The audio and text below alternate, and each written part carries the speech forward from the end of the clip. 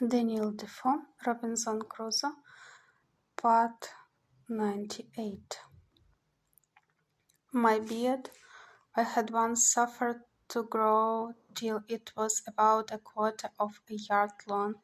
but as I had both scissors and razors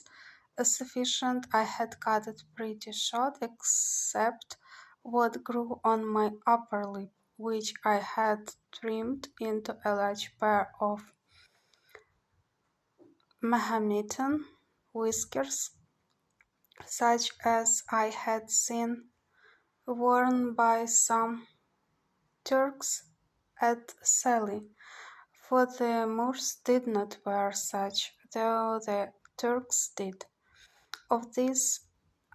moustaches or whiskers, I will not say they were long enough to hang my head upon them, but they were of a length and shape monstrous enough, and such as in England would have passed for frightful. But all this is by the by, for as to my figure I had so few to observe me that it was of no manner of consequence, so I say no more of that. In this kind of dress I went my new journey, and was out 5 or 6 days. I travelled first along the seashore directly to the place where I first brought my boat to an anchor to get upon the rocks, and having no boat now to take care of, I went over the land a nearer way to the same height that I was upon before, when looking forward to the points of the rocks which lay out and which I was obliged to double with my boat, as is said above,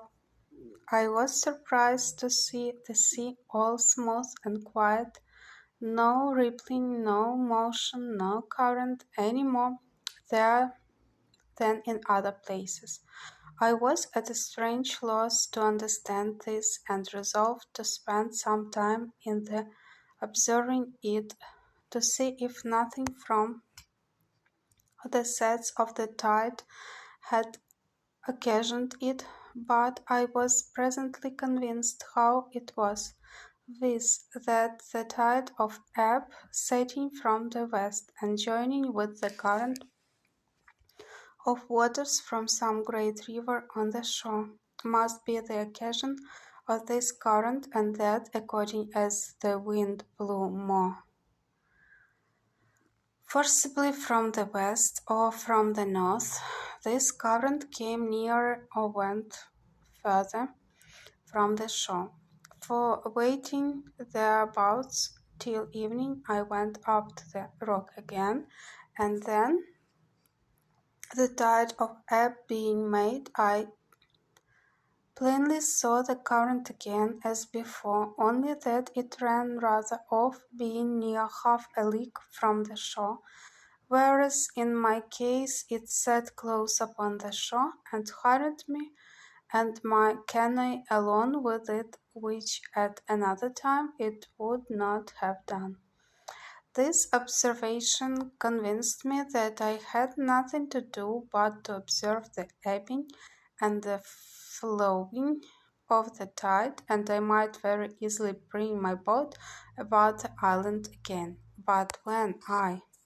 began to think of putting it in practice, I had such terror upon my spirits at the remembrance of the danger I had been in,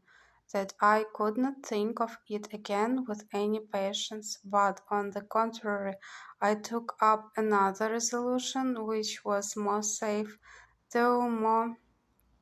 laborious, and this was that I would build, or rather make me another periagua or canoe, and so have one for one side of the island and one for the other.